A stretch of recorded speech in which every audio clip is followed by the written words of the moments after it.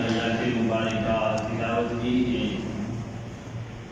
بارگاہ بے مثل میں التجا اور دعا ہے کہ اللہ کریم صحیح قرآن و سنت کے مطابق کہہ سکنے کی توفیق عنایت فرمائے، اور تمام تر حاضرین ناظرین کو اللہ صحیح معنوں میں قرآن و سنت کی سمجھ عطا فرمائے۔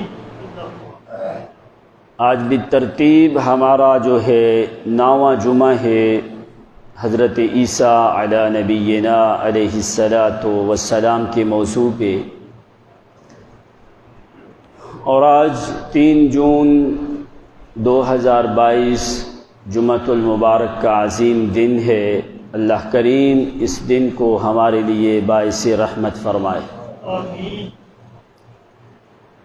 مسلسل عیسیٰ علی نبینا علیہ واتم التسلیم، جو کہ اللہ کریم کے روح اللہ اور کلمۃ اللہ نبی اور رسول ہیں، جو صاحب کتاب ہیں، اور نبی علیہ والسلام سے پہلے تمام انبیاء کے بعد وہ اس دنیا میں مبعوث ہوئے،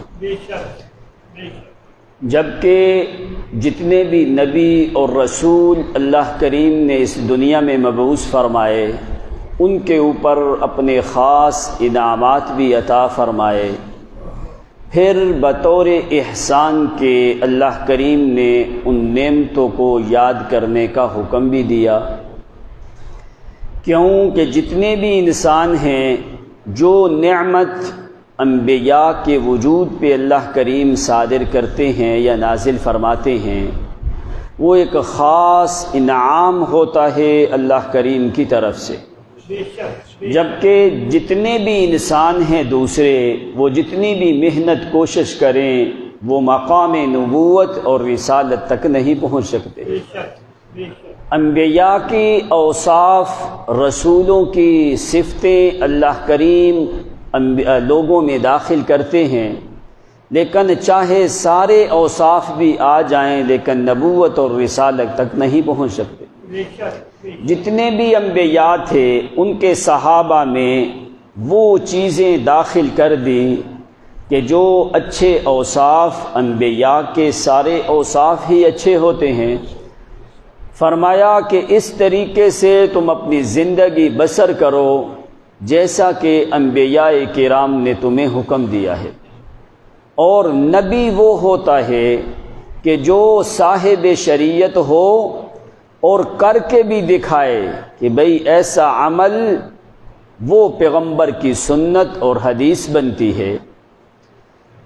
سنت کی تعریف میں یہی ہے کہ وہ کام جو نبی علیہ والسلام نے کیا یا کسی صحابی نے کیا اور آپ خاموش رہے، تو وہ چیزیں جو ہیں وہ سنت میں شمار ہوتی ہیں۔ ما اضیف الی النبی صلی اللہ علیہ وسلم من قول او فعل او صفت او تقریر خلق او خلقیہ، جو کام نبی علیہ السلام نے زبان سے کہا، آپ نے عمل کیا، آپ کے سامنے کوئی کام کیا گیا، آپ نے اس کے اوپر خوشی کا اظہار کیا، صحابی کے کسی فعل کو دیکھا، یہ تمام چیزیں جو ہیں یہ سنت میں داخل ہوتی۔ اسی لیے آپ نے فرمایا کہ علیکم بسنتی و سنت الخلفاء الراشدین۔ تو نبی کو اللہ کریم ایک بطور نمونہ بنا کے بھیجتے ہیں، تو بنی اسرائیل میں سے آخری نبی عیسیٰ علیہ والسلام، بنی اسماعیل میں سے ایک ہی نبی آئے اور وہ نبی اکرم صلی اللہ علیہ وسلم ہیں۔ جتنے بھی پہلے نبی اور رسول آئے، ایک خاص قوم کے لیے، خاص زمانے کے لیے، قوم کے لیے بھی خاص اور زمانے کے لیے بھی خاص، لیکن ان دونوں چیزوں سے اللہ کریم نے نبی علیہ والسلام کو مبرہ کیا ہے۔ نہ تو کسی قوم خاص کے لیے آپ نبی آئے، نہ کہ کسی خاص زمانے کے لیے آئے ہیں۔ ازمنۃ العامہ وکافۃ للناس، آپ کے لیے لوگ بھی عام ہیں، زمانہ بھی عام ہے، یعنی نہ تو کوئی قوم کے لیے خاص آئے، ہمیشہ قیامت تک آنے والے لوگوں کے لیے نبی اور رسول ہیں تو نبی اکرم صلی اللہ علیہ وسلم، یعنی آپ کے لیے زمانے کو بھی خاص نہیں کیا اور امت کو بھی خاص نہیں کیا۔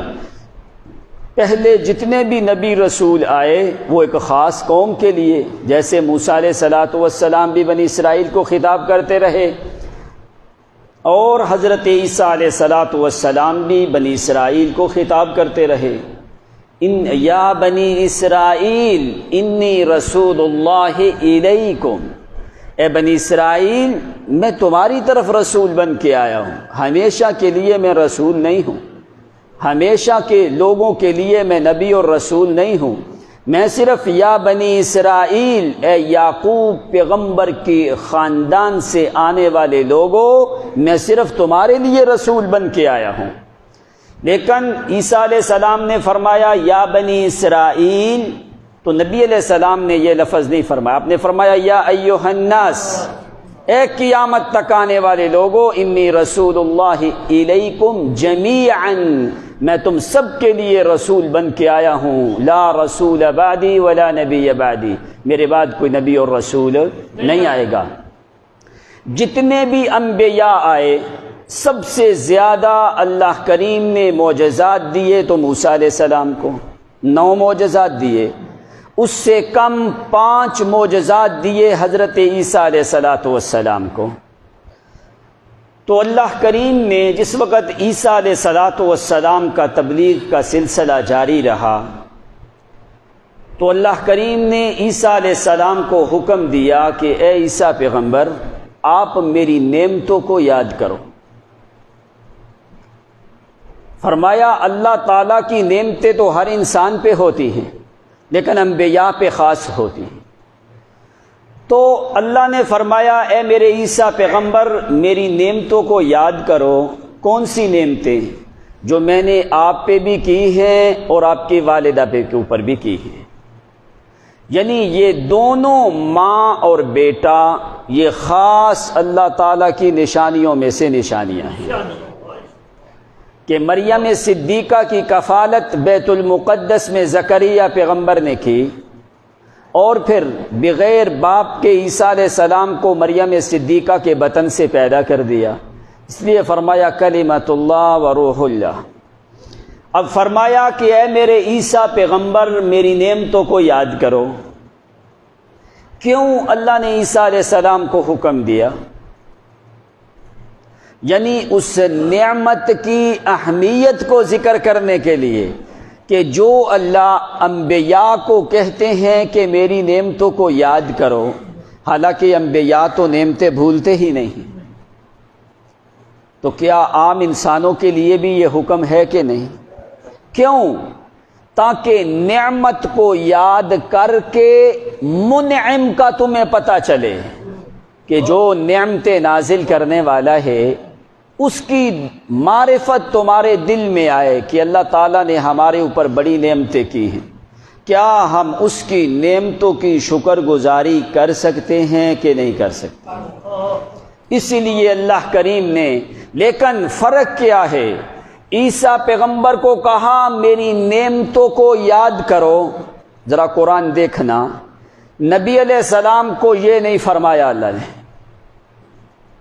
عیسیٰ کو فرمایا وَإِذْ قَالَ يَا عِيسَى ابْنَ مَرْيَمَ اذْكُرْ نِعْمَتِي عَلَيْكَ، اذْكُرْ نِعْمَتِی، میری نعمتوں کو یاد کر۔ پیغمبر کو یہ حکم نہیں دیا، پیغمبر کو فرمایا وَأَمَّا بِنِعْمَةِ رَبِّكَ فَحَدِّثْ، میرا پیغمبر میری نعمتوں کو بیان کر۔ پیغمبر کو کہا نعمتوں کو بیان کر، عیسیٰ پیغمبر کو کہا نعمتوں کو یاد کر۔ کیوں؟ وجہ کیا ہے؟ عیسیٰ پیغمبر کے اوپر نعمتیں محدود تھیں، محمد کے اوپر نعمتیں غیر محدود تھیں۔ قرآن کے کلمات میں جو ہے ایسے اللہ کریم نے قرآن مقدس میں ایک ایک لفظ کے ساتھ، یہ قرآن مقدس کی فصاحت اور بلاغت ہے۔ اب قرآن پاک میں 3 لفظ بولے جاتے ہیں. ٹوٹل قرآن مقدس میں 138 مقامات پہ اللہ کریم نے نعمت کا ذکر کیا ہے. کتنے مقامات پہ؟ 138 مقامات میں. ایک جگہ پہ فرمایا نعمت، اور 1-2 جگہ پہ قرآن میں فرمایا نعمت. نعمت اور نعمت میں فرق کیا ہے؟ پھر ایک اور چیز ہے، نعمت جب لکھی جاتی ہے، آپ اس کو نعمت کو اردو میں جیسے لکھتے ہو لمبی تا کر کے، عربی میں 2 طریقوں سے لکھی گئی ہے. ایک گول تا اور ایک لمبی تا. یہ میں آپ کو سمجھانے کے لیے لکھ کے لایا ہوں تاکہ آپ کو صحیح طریقے سے معنی سمجھ میں آئے قرآن مقدس کا.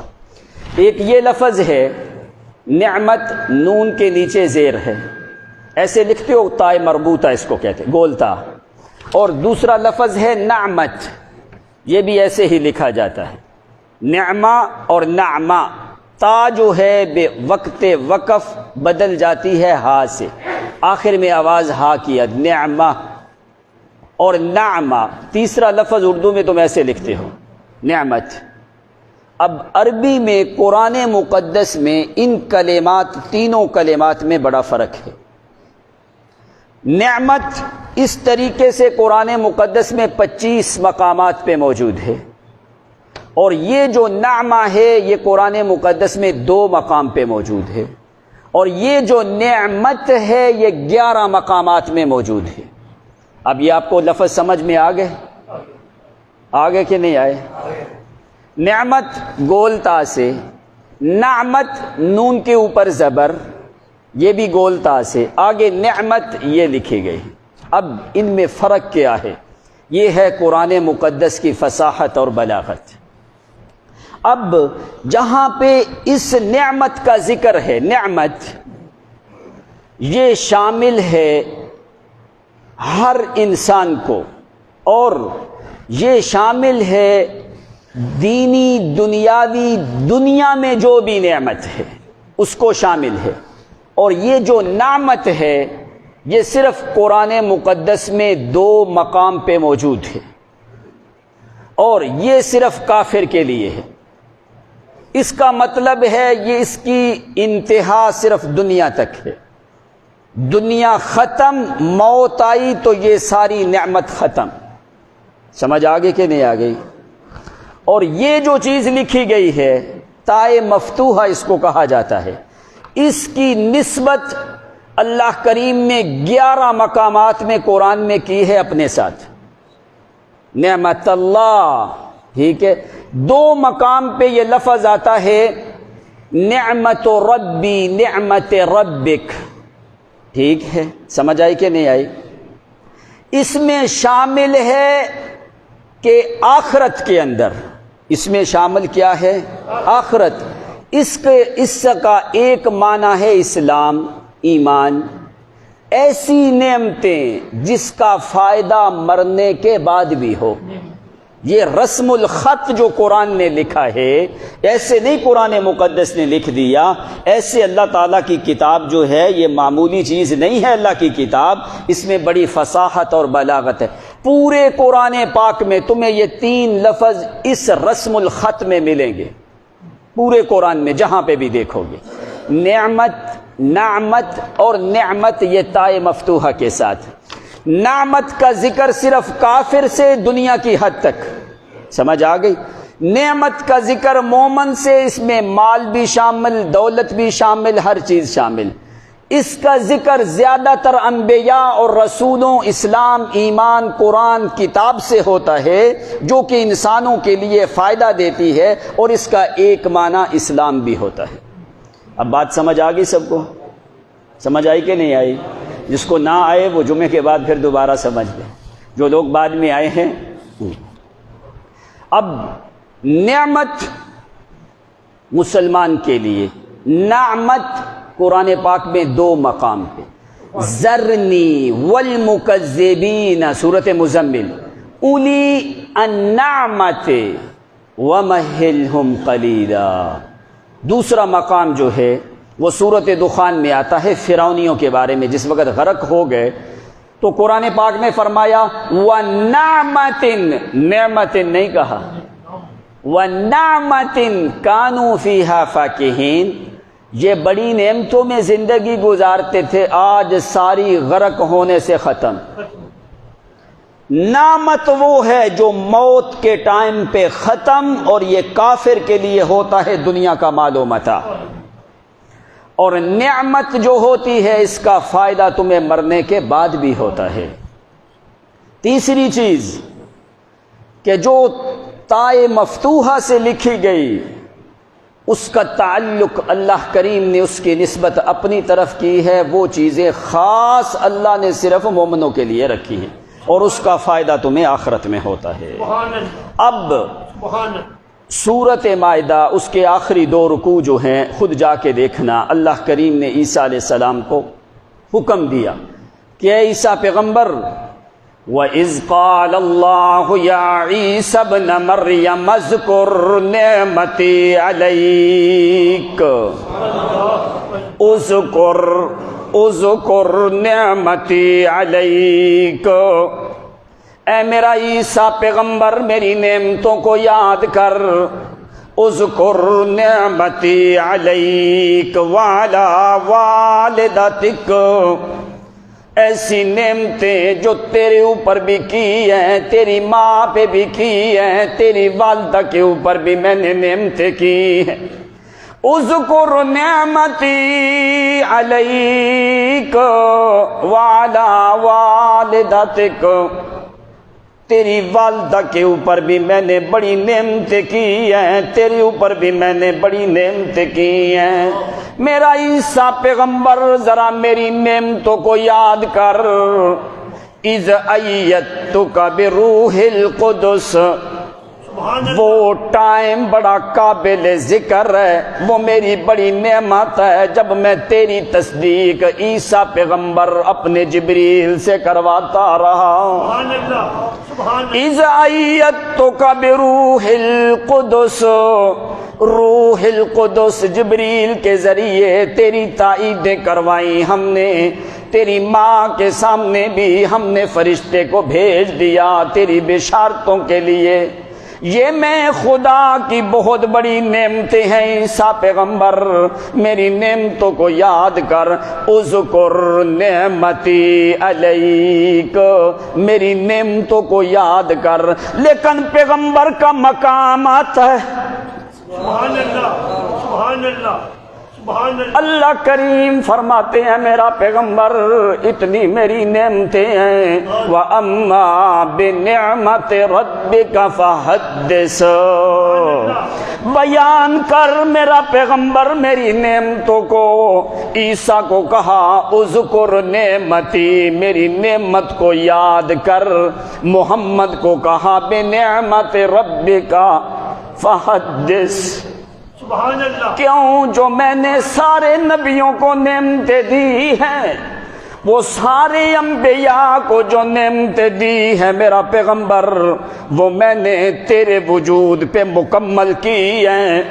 تو جو تجھے میں نے نعمتیں دی ہیں وہ میں نے کسی اور کو عطا کی نہیں، اس لیے تیری نعمتیں خاص ہیں۔ کیا کر میرا پیغمبر بنعمت ربک فحدث، میری نعمتوں کو بیان کر۔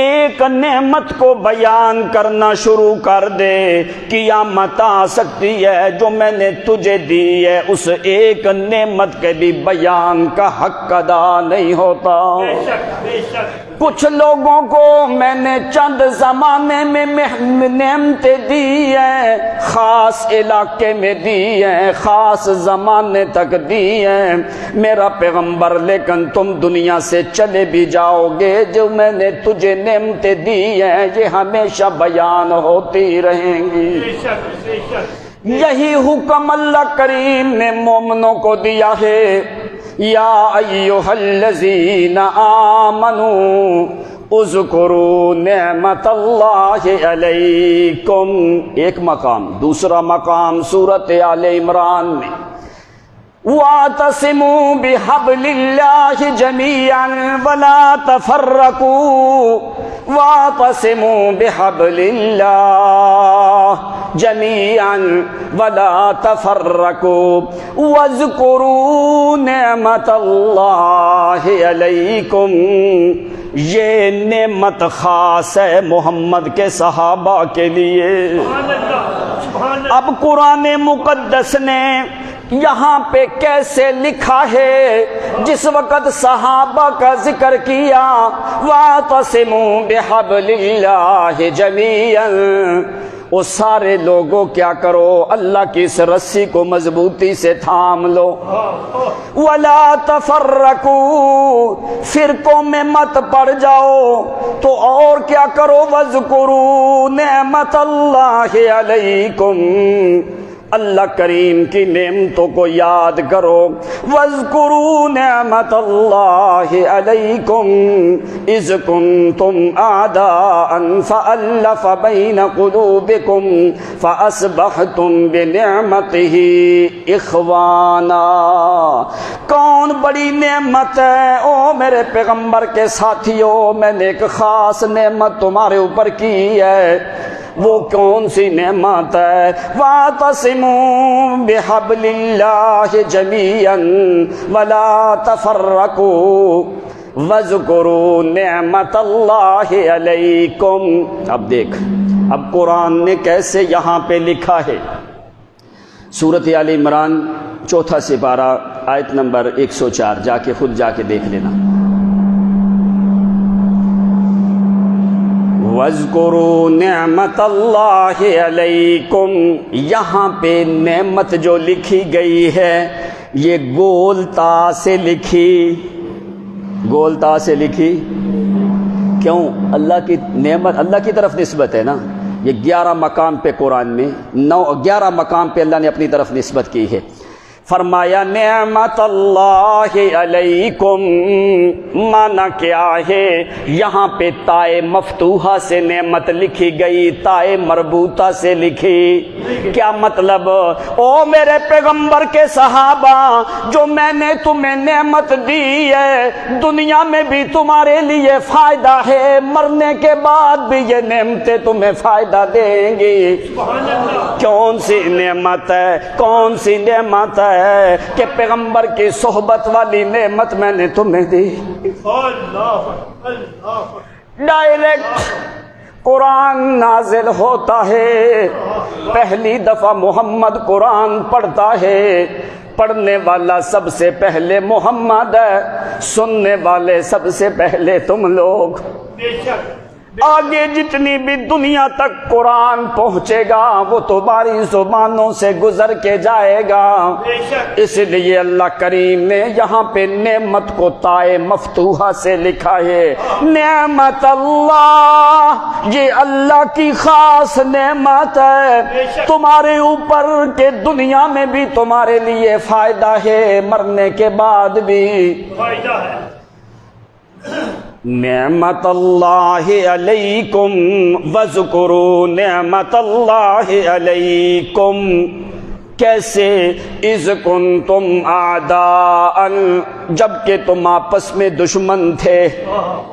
اوس اور خزرج کی لڑائیاں لمبا صدیاں گزر گئیں، آپس میں لڑائی جھگڑے ہوتے رہتے تھے۔ اذ کنتم اعداء، آپس میں تم دشمن تھے۔ فألف بین قلوبکم فاصبحتم بنعمتہ اخوانا۔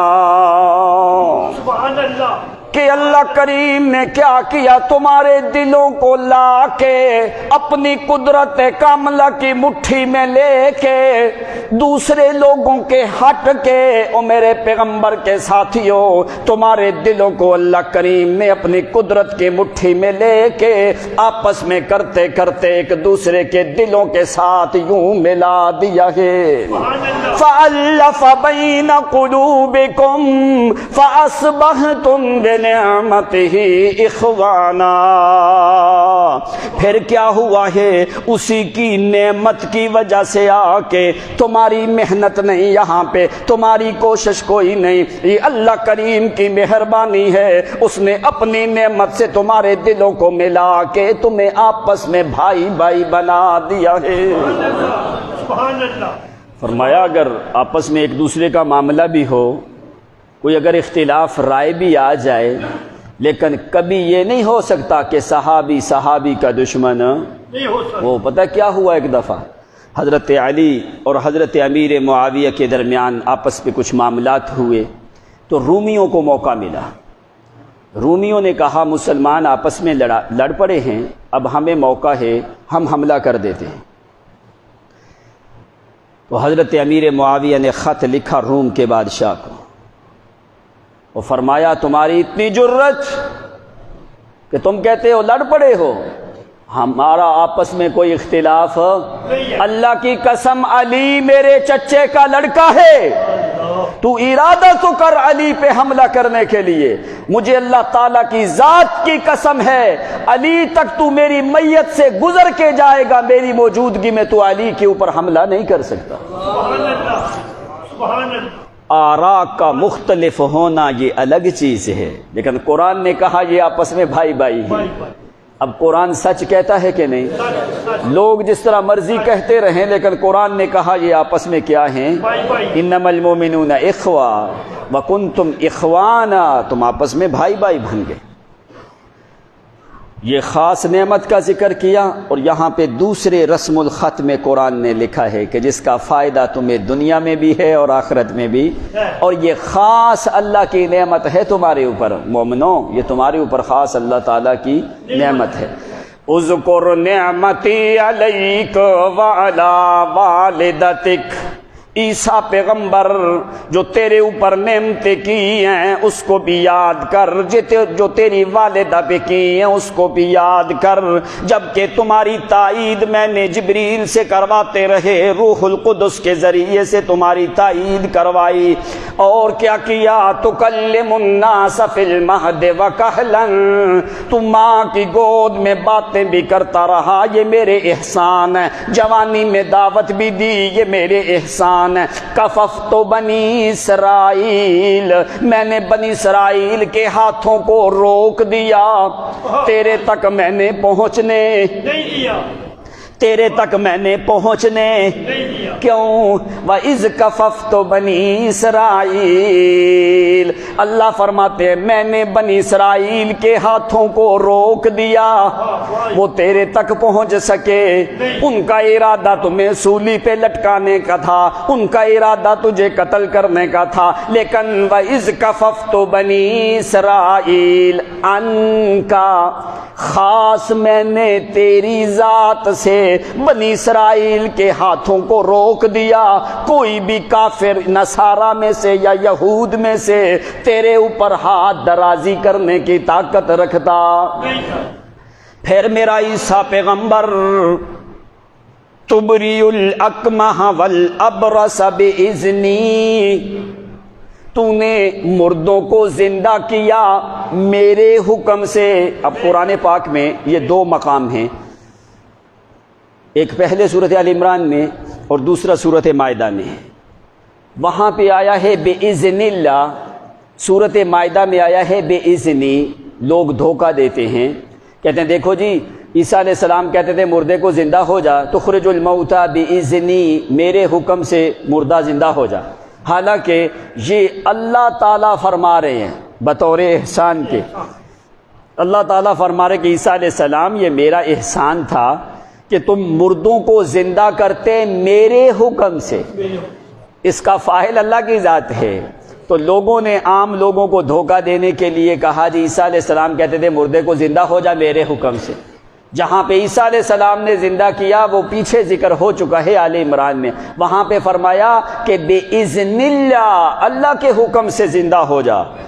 تو یہاں پہ اللہ نے بطور احسان کے ذکر کیا اے عیسیٰ علیہ السلام کہ میں نے تمہاری فرشتوں سے تائید بھی کروائی، تخرج الموتى بِإِذْنِی، جب تم مردوں کو زندہ کرتے تھے میرے حکم سے، جب تم مادرزاد اندھے کے چہرے پہ ہاتھ پھیرتے تھے اس کی بینائی لوٹ آتی میرے حکم سے، اور کوڑی اور برس کے مرض پہ ہاتھ پھیرتے تھے میرے حکم سے وہ ٹھیک ہو جاتے تھے۔ اللہ تعالیٰ یہاں پہ خود کہہ رہے ہیں عیسیٰ علیہ السلام کو، یہ بِإِذْنِی کا مرجع اللہ ہے عیسیٰ علیہ السلام۔ اب عام لوگوں کو اس آیت سے لوگ جو ہیں وہ دھوکہ دیتے ہیں، کہتے ہیں دیکھو جی عیسیٰ علیہ السلام مردے زندہ کر سکتے، وہ مشکل کشا ہو سکتے ہیں تو نبی مشکل کشا نہیں ہو سکتا، علی مشکل کشا نہیں ہو سکتا، فلاں نہیں ہو سکتا، فلاں نہیں ہو سکتا، یعنی قرآن پاک کی آیات کے ٹکڑے نکال کے سیدھی سادی قوم کو گمراہ کیا جاتا ہے۔ تو وہی لوگ ان کے ہاتھوں میں آتے ہیں جو اللہ کی کتاب سے دور ہوتے ہیں۔ تو یہاں پہ اللہ تعالیٰ بطور احسان کے عیسیٰ علیہ السلام کو یہ بتا رہے ہیں، وَإِذْ تُخْرِجُ الْمَوْتَى بِإِذْنِی وَتُبْرِئُ الْأَكْمَحَ وَالْأَبْرَصَ بِإِذْنِی وَإِذْ تُخْرِجُ الْمَوْتَى بِإِذْنِی وَإِذْ كَفَفْتُ بَنِي إِسْرَائِيلَ عَنْكَ إِذْ جِئْتَهُم بِالْبَيِّنَاتِ فَقَالَ الَّذِينَ كَفَرُوا مِنْهُمْ إِنْ هَٰذَا إِلَّا سِحْرٌ مُّبِينٌ۔ جس وقت میرا عیسیٰ پیغمبر تو واضح معجزات لے کے آئے ان کے سامنے، دلائل کبریٰ لے کے آئے، دلائل عقلیہ نقلیہ براہین صادقہ لے کے اپنی عامت الناس کے سامنے جس وقت لے کے آئے تو وہ کیا کہنے لگے، فقال الذین کفروا منہم، ان میں سے جو کافر تھے وہ کیا کہنے لگے، ان ھذا الا سحر مبین، یہ تو کھلا جادو ہے۔ یہ کیا ہے؟ ساری قومیں اسی مصیبت میں غرق ہوتی گئی۔ نبی علیہ السلام کو کیا کہا، ان ھذا الا سحر مبین، اے محمد یہ تو کھلا جادو ہے۔ عیسیٰ پیغمبر کو کہا ان ھذا الا سحر مبین، حالانکہ سحر میں کسی چیز کی حقیقت بدلتی نہیں، سحر میں تخیل ہے، معجزے میں تغییر ہے۔ سحر میں تخیل ہوتی ہے، معجزے میں تغییر ہوتی ہے، معجزے میں چیز بدل جاتی ہے، سحر میں چیز کی حقیقت بدلتی نہیں ہے۔ جیسے موسیٰ علیہ السلام کے سامنے لاٹھیاں پھینکی انہوں نے، موسیٰ علیہ السلام نے بھی پھینکی، ان کی لاٹھیاں کیا وہ سانپ بن گئی تھیں؟ نہیں، وہ سانپ نہیں بنی تھی، وہ اسی طرح ہی تھی، ٹھیک ہے۔ اور موسیٰ علیہ السلام نے جب لاٹھی پھینکی تو وہ بدل کے سانپ، موسیٰ پیغمبر کا معجزہ تھا، ان کا فریب بازی تھی، دھوکہ دہی تھی، وہ ہاتھ کی صفائی تھی، کاریگری تھی، وہ لگتا ایسے تھا لوگوں کو جو ہے کہ وہ بھائی رسیاں جو ہیں وہ لاٹھیاں سانپ بن کے چلی گئی، حالانکہ سحر میں کسی چیز کی حقیقت کو بدلا جا سکتا نہیں ہے، اور معجزے میں تغیر ہوتا ہے، اللہ جس چیز کو چاہے بدل دے۔ اسی لیے تو وہ جادوگر جو تھے وہ سمجھ گئے کہ ہماری تو کاریگری ہے اور موسیٰ پیغمبر کا معجزہ ہے۔ اب موسیٰ کا اثر جادوگروں پہ ہوا کہ نہیں ہوا؟ ہوا تو وہ سجدے میں گر گئے نا۔ لوگ کہتے ہیں نہیں جادوگروں کا اثر موسیٰ پہ ہو گیا موسیٰ پیغمبر پہ اثر نہیں ہوا، پیغمبر پہ جادو کا اثر نہیں ہوتا، لوگ جتنا بھی شور ڈالتے رہیں، لیکن کسی جادوگر کا اثر کسی نبی پہ ہو سکتا۔ وہاں پہ قرآن کہتا ہے یخیل الیہ من سحرہم انہا تسعی، خیال ڈالا جاتا تھا کہ ایسے کہ جیسے وہ رسیاں دوڑ رہی ہیں، جیسے انہوں نے پارا لگایا، دھوپ میں رکھا، پارا جو ہوتا ہے یہ پھیلتا ہے زیبک، تو آدمی کو محسوس ہوتا ہے کہ ایسے جیسے رسیاں جو ہیں وہ دوڑ رہی ہیں۔ وہ ساری ان کی فراڈ بازی تھی، ملمہ سازی تھی، کاریگری تھی، دھوکہ دہی تھی، فریب بازی تھی۔ اس لیے قرآن نے کہا سحروا علی اعین الناس، انہوں نے لوگوں کی آنکھوں کو دھوکہ دیا۔ اگر جادو کا اثر ہوتا تو قرآن کہتا ہے سحروا علی الناس، لوگوں کے اوپر جادو کر دیا۔ دھوکہ آنکھ کو لگتا ہے کسی اور چیز کو، اس لیے قرآن نے کہا سحروا علی اعین الناس، انہوں نے لوگوں کی آنکھوں کو دھوکہ دے دیا۔ جیسے یہ مداریگر جیسے کرتے ہیں، ایسے فراڈ بازیاں جو ہے انہوں نے بھی کی۔ موسیٰ علیہ الصلوۃ والسلام پہ اثر اگر یہ مانا جائے تو قرآن کہتا ہے یؤثر الیہ، موسیٰ پیغمبر پہ اثر ہوا۔ قرآن نے کہا یخیل، خیال اور چیز ہوتی ہے، جادو کا اثر اور چیز ہوتا ہے۔ ساتھ ہی اسی مقام پہ سورۃ طٰہٰ میں قرآن کہتا ہے وَلَا يُفْلِحُ السَّاحِرُ حَيْثُ أَتَىٰ، جادوگر جدھر سے بھی آئے وہ کامیاب ہوتا نہیں ہے، اللہ کہتا ہے کامیاب ہوتا۔ مولوی کہتے نہیں، ہم نے جادوگروں کو کامیاب کر کے چھوڑنا ہے، ہم نے پیغمبر پہ اثر کروا کے چھوڑنا ہے۔ پیغمبر معصوم ہے، پیغمبر کے وجود پہ جادو کا اثر ہو سکتا نہیں ہے۔ یہ ظالموں کا عقیدہ ہے۔ دو مقام پہ قرآن نے ذکر کیا، سورۃ اسراء میں اور سورۃ فرقان میں۔ وقال الظالمون ان تتبعون الا رجلا مسحورا۔ دیکھو 6 کلمات تھے، جن 6 کلمات سے پیغمبر کو ایذا دی جاتی تھی، تو اللہ تعالیٰ نے تسلی دی، فرمایا قد نعلم انه ليحزنك الذي يقولون، میرے نبی ہم جانتے ہیں ان کی باتوں نے آپ کو غمزدہ کر دیا۔ وہ کون سی باتیں تھیں؟ وہ کون سی باتیں تھیں جو نبی کو غمزدہ کرنے والی؟ یقولون، وہ کون سی باتیں ہیں؟ 6 کلمات تھے۔ کہتے تھے لساحر، محمد جادوگر ہے، پیغمبر جادوگر نہیں، وہ کہتے تھے کذاب، پیغمبر جھوٹا ہے، پیغمبر جھوٹا بھی نہیں، انہوں نے کہا پیغمبر کاہن ہے، غیب کی خبریں بتانے والا ہے، نجومی ہے، پیغمبر کاہن بھی نہیں، انہوں نے کہا شاعر، پیغمبر شاعر ہے، پیغمبر شاعر بھی نہیں ہے۔ انہوں نے کہا کہ پیغمبر مسحور ہے، پیغمبر کے اوپر جادو کا اثر ہو چکا ہے، پیغمبر مسحور بھی نہ تو پیغمبر ساحر ہے، نہ پیغمبر مسحور ہے، نہ پیغمبر کذاب ہے، نہ پیغمبر کاہن ہے، نہ پیغمبر شاعر ہے، یہ چیزیں نہ پیغمبر مجنون ہے۔ 6واں لفظ انہوں نے کہا مجنون، کہ یہ پیغمبر جو ہے والعیاذ باللہ مجنون، لشاعر مجنون، یہ مجنون ہو چکا ہے۔ اب کیا مجنون ایسی باتیں کرتا ہے؟ اب قرآن نے 2 مقام پہ اس چیز کی نفی کی۔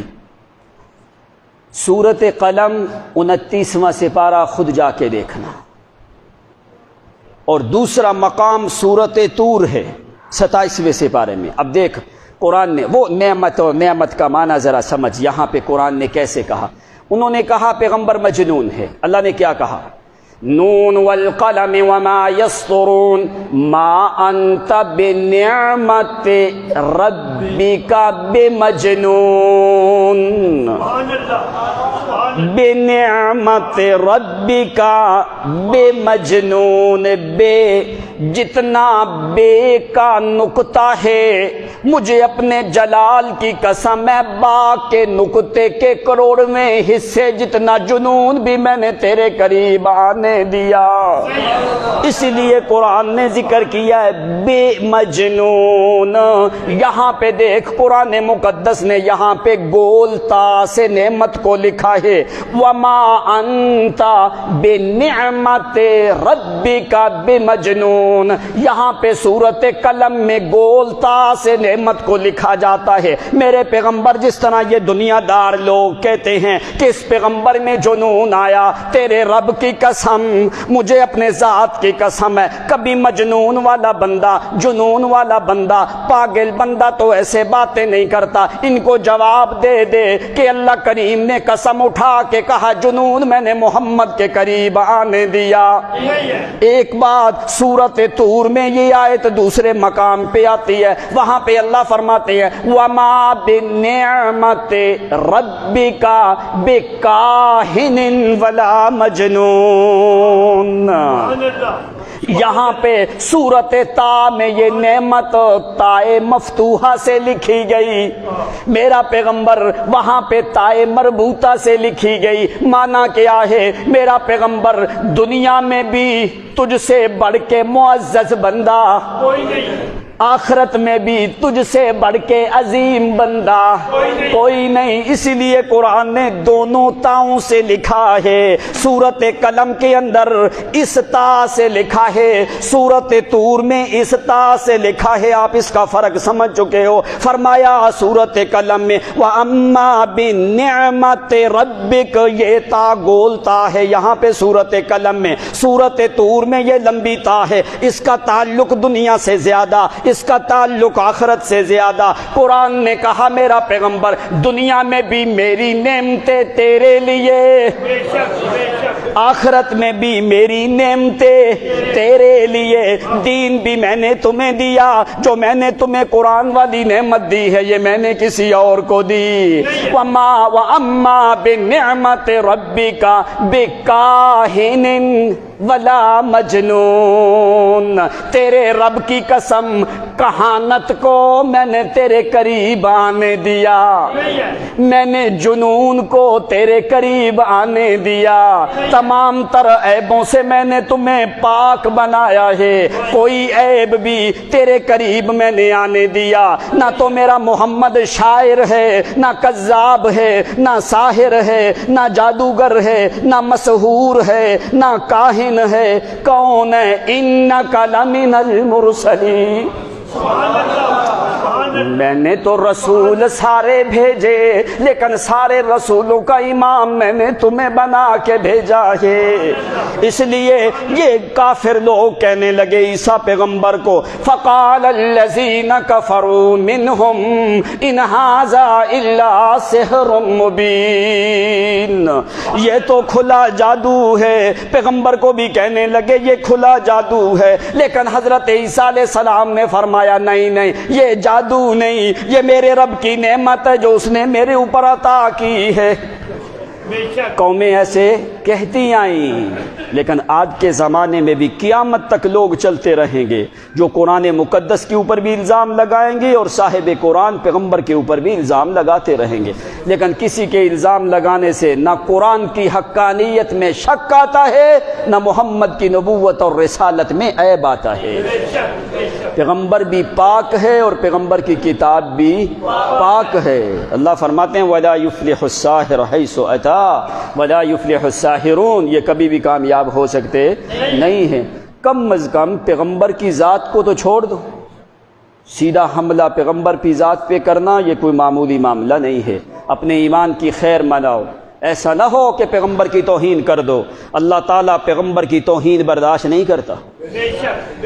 5 بندے تھے مکہ میں جنہوں نے پیغمبر کی اہانت کی، اللہ تعالیٰ نے ان 5 کو تہس نہس کر دیا، جو بڑے بڑے تھے۔ اس لیے پیغمبر کی توہین اللہ برداشت نہیں کرتا۔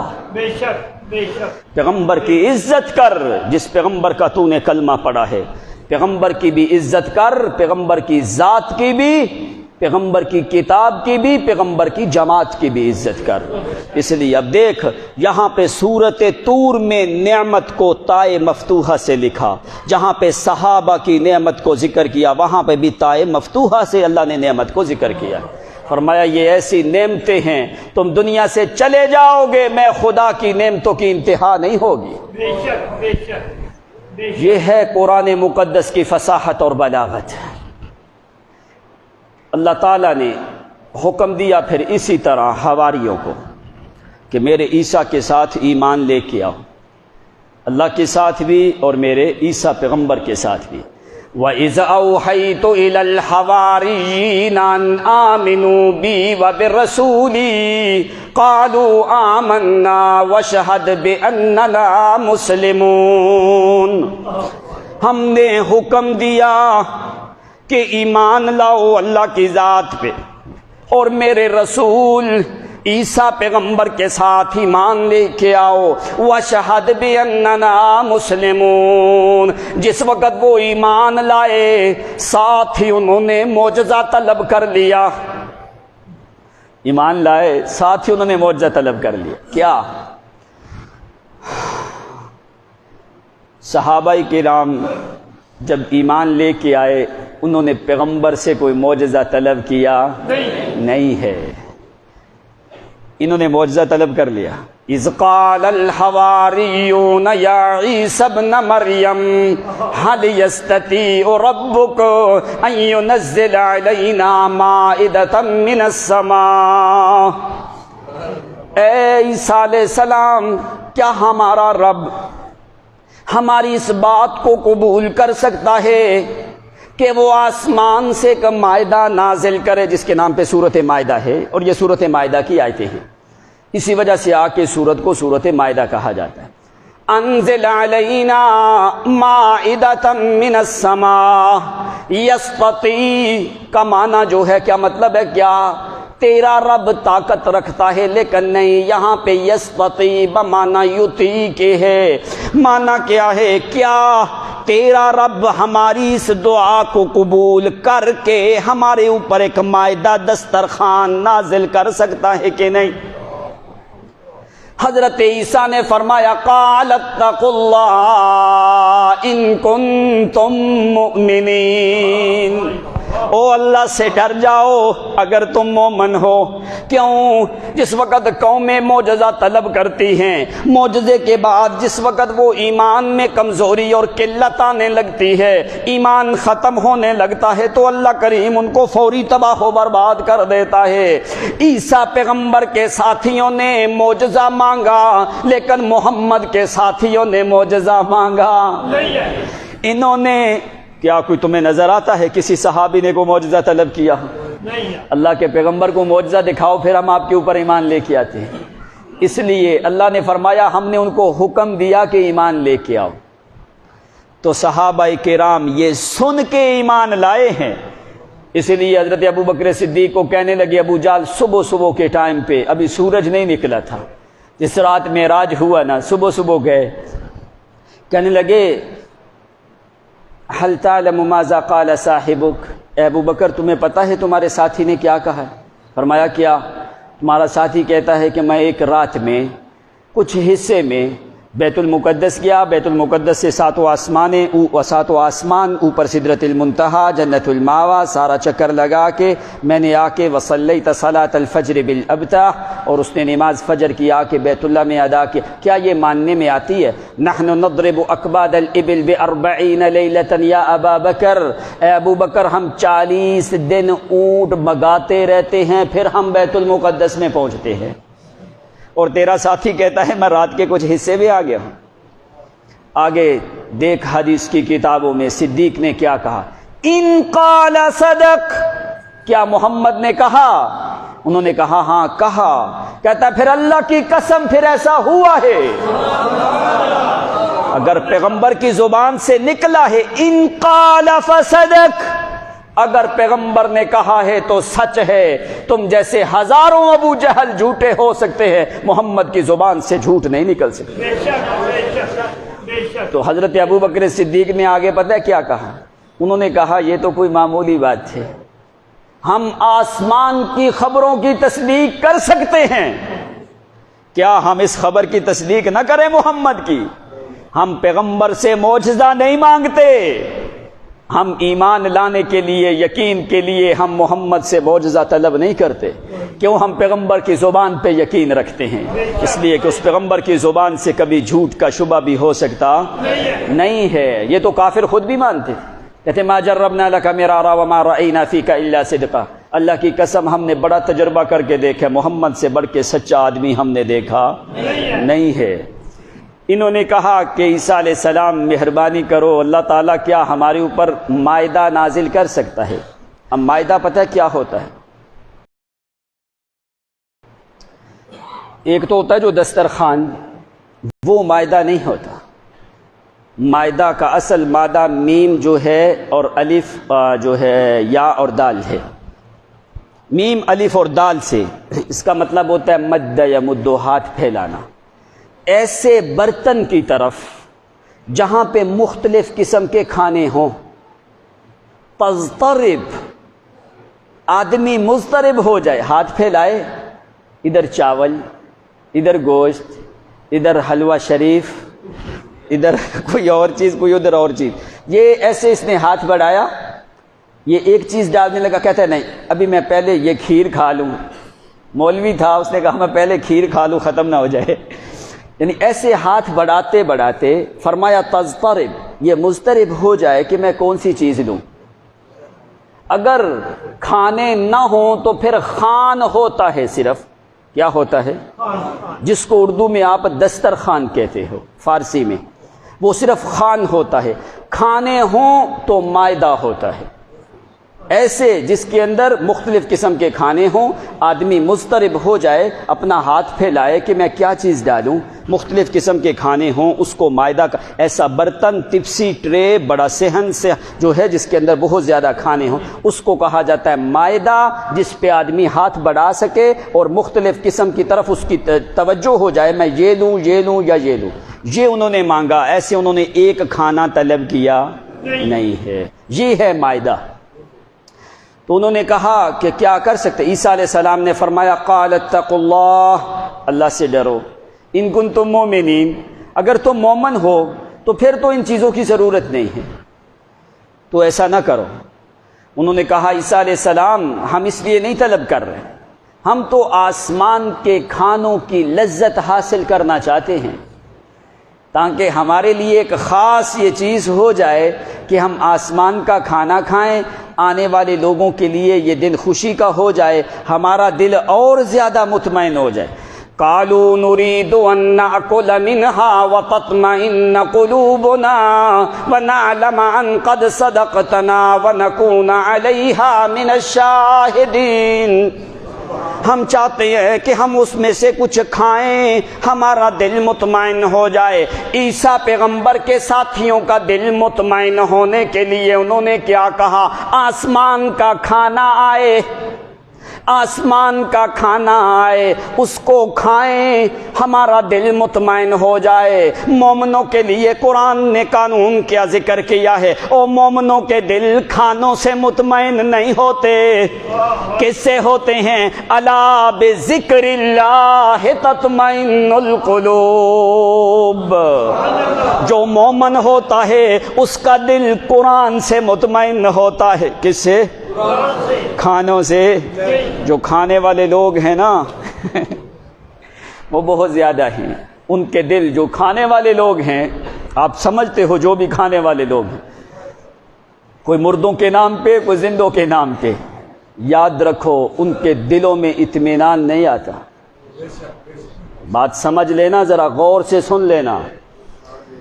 جو مال کھانے والے لوگ ہیں کتاب اللہ کا نام لے کے، چاہے وہ مردوں کا کھائیں یا زندوں کا کھائیں، کسی طریقے سے بھی جو مال کھانے والے لوگ ہیں ان کا دل مطمئن نہیں ہوگا.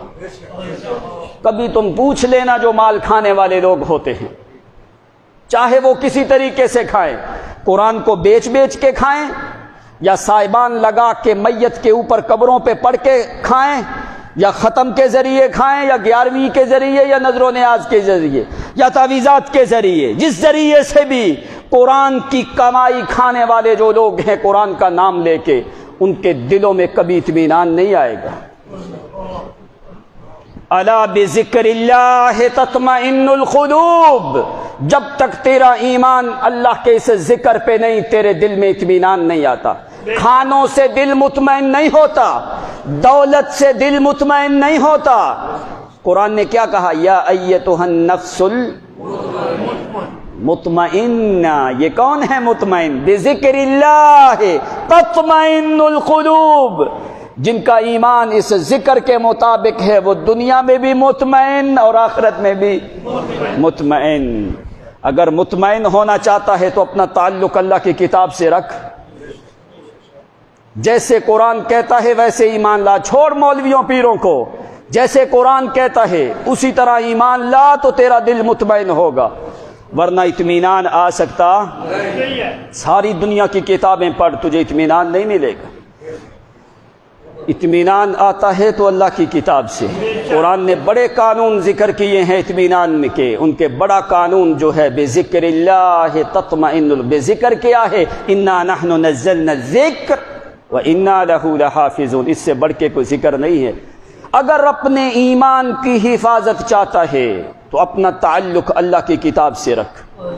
اگر اپنے دل میں اطمینان چاہتا ہے تو اپنا تعلق اللہ کی کتاب سے رکھ، جو بات قرآن کتابی ہے اس کو مان، جو قرآن کے خلاف ہے اس کو چھوڑ دے، چاہے وہ کتنا بڑا عالم بھی کہتا ہے۔ یہ قانون ہے۔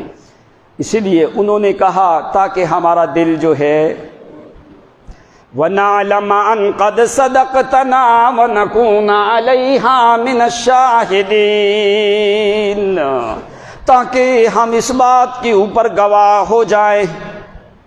عیسیٰ علیہ السلام نے فرمایا اللہ قال عیسیٰ ابن مریم اللہم ربنا انزل علینا مائدة من السماء تکون لنا عیدا لأولنا وآخرنا وآیة منک وارزقنا وانت خیر الرازقین۔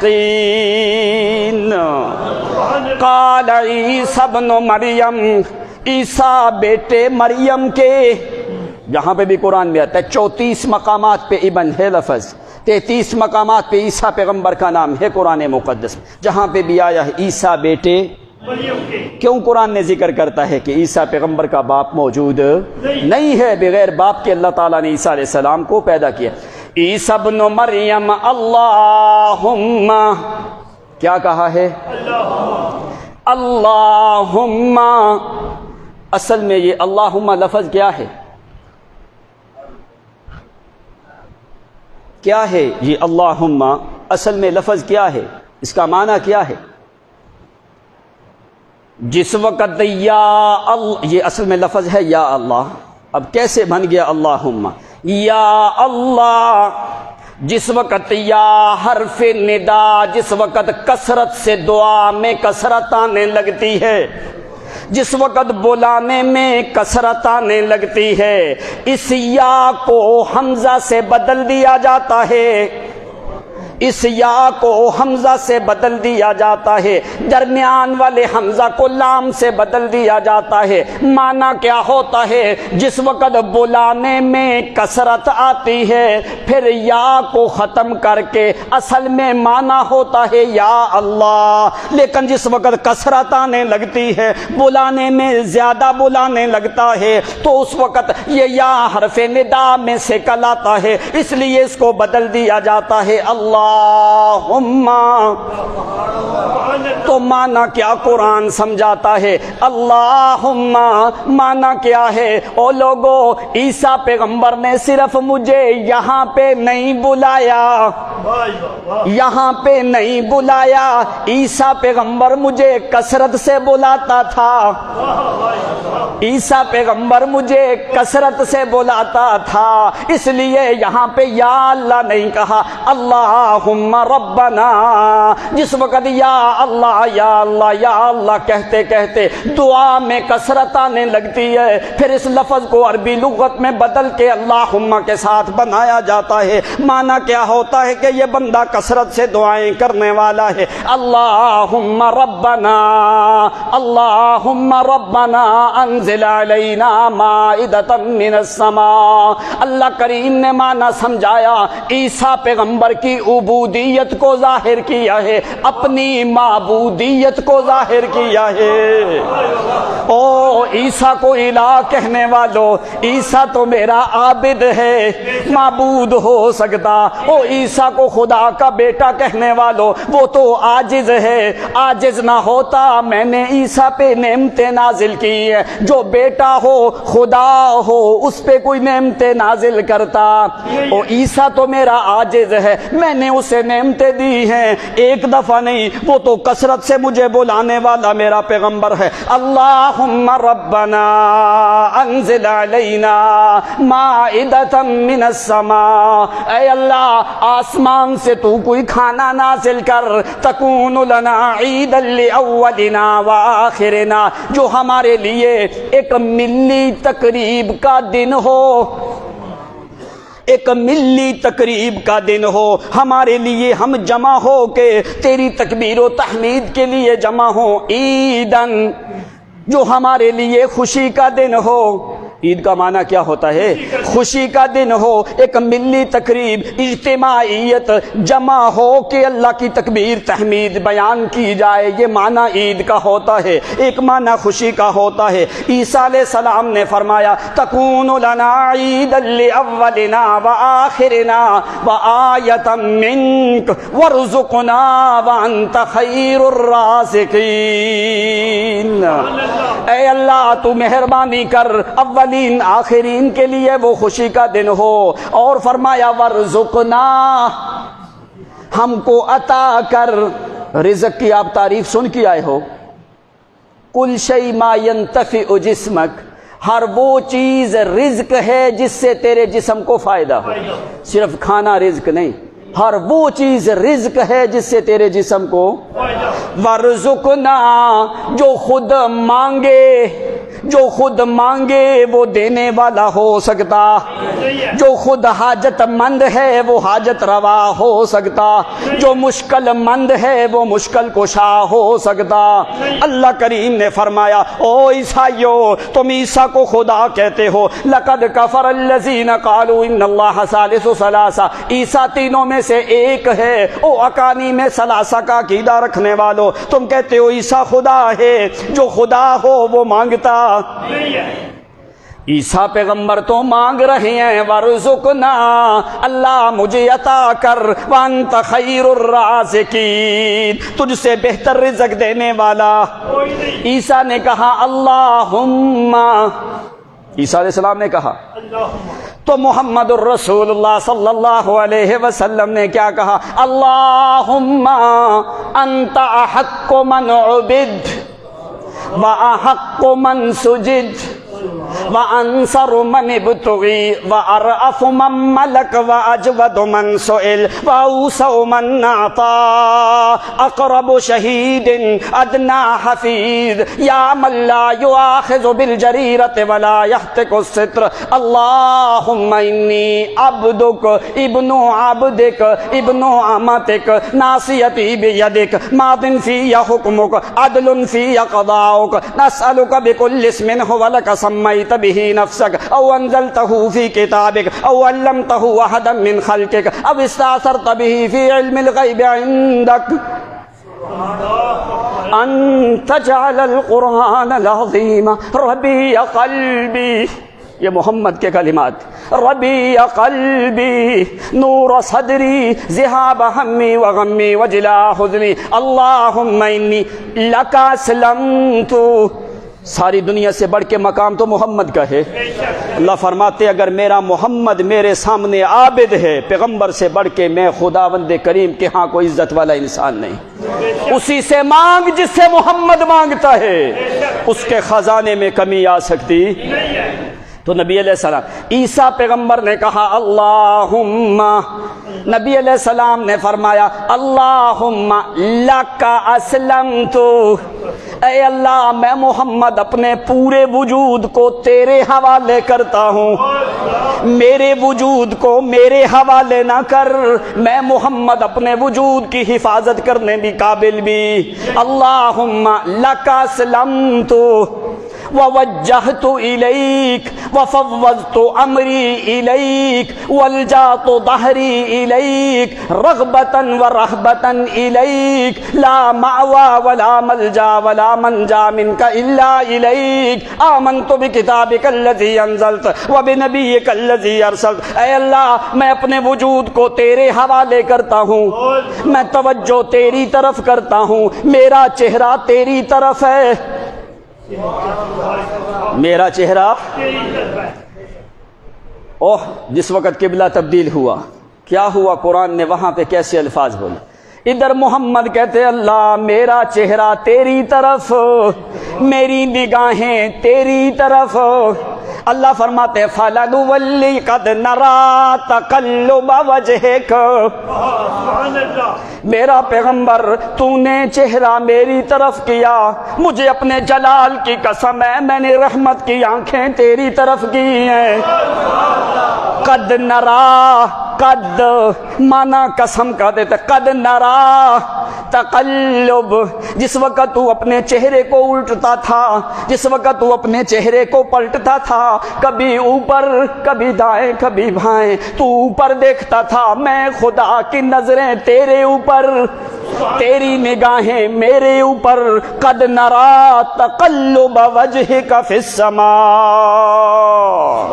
کیوں؟ اس لیے کہ میں خدا کے علاوہ تیرا معبود، تجھے تسلی دینے والا، میرے علاوہ تیری کارسازی کرنے والا، اس لیے تیرا چہرہ جب بھی اٹھتا ہے میری ذات کے لیے، میرا پیغمبر میری نگاہیں ہمیشہ تیرے اوپر، فَإِنَّكَ بِأَعْيُنِنَا، میرا پیغمبر میری آنکھیں تیرے اوپر، تیری نگاہیں میری طرف، میری نگاہیں تیری طرف، اس لیے نبی علیہ السلام نے کیا فرمایا؟ اللہ فرماتے ہیں قد نرا تقلب وجہک، تیرے چہرے کی میرا محمد اتنی حیا ہے، تیرے چہرے کی اتنی حیا ہے، اگر تیرے چہرے کی حیا نہ ہوتی تو میں مکے والوں کا تختہ الٹ دیتا، وما کان اللہ لیعذبہم وانت فیہم، مجھے اپنے جلال کی قسم، میں دو پہاڑوں کو ملا کے طائف اور مکے والوں کا تہس نہس کر دوں، ان کو ختم کر دوں، جیسے میرے پیغمبر یہ تیرے اوپر فتوے لگا رہے ہیں، لیکن مجھے حیا کس کی ہے؟ وما کان اللہ لیعذبہم وانت فیہم، اگر میرا پیغمبر تو نہ ان میں ہوتا تو اللہ کی قسم میں ان کو تباہ و برباد کر دیتا، تیرے چہرے کی حیا اتنی ہے، جہاں پہ تم رہتے ہو وہاں پہ میں کافروں کو بھی امان دے دیتا ہوں، اس لیے فرمایا نبی علیہ السلام کیا فرماتے ہیں؟ وجہت وجہی للذی فطر السماوات والارض حنیفا وما انا من المشرکین، وجہت وجہی الیک، اللہ میں محمد کا چہرہ صرف تیری طرف ہے، کسی غیر کی طرف میں امید بھی رکھتا، وہ اگر محمد کا کلمہ پڑا ہے پھر امید رکھ تو صرف اس ذات پہ جس کے اوپر محمد نے امید رکھی ہے، پھر کیوں پیروں فقیروں کی طرف جاتا ہے، پھر کیوں نظر نیازیں غیروں کے نام کی دیتا ہے، پھر کیوں قبروں کے طواف کرتا ہے، پھر کیوں غیر اللہ کے نام کے وظیفے پڑھتا ہے؟ اگر تو نے محمد کا کلمہ پڑھا ہے اپنے وجود کو اسی کے حوالے کر جس کے حوالے محمد نے کیا ہے، وَفَوَّضْتُ أَمْرِي إِلَيْكَ، اللہ میں اپنے سارے معاملات کو تیرے سپرد کرتا ہوں، امری الیک، جتنے بھی میں محمد کے معاملات میں محمد کے اختیار میں، تیرے اختیار میں ہے، اس لیے میں اپنے معاملات کو تیرے حوالے کرتا ہوں، وفوضت امری الیک والجات ظہری الیک، اے اللہ میں محمد کی کمر کا آسرا تیرے علاوہ کوئی نہیں، مجھے پناہ دینے والا تیرے علاوہ، ظہری الیک رغبتاً و رہبتاً الیک، لا مأوى ولا ملجا ولا منجا منک الا الیک، تیرے علاوہ کوئی اور ہو؟ وآخر دعوانا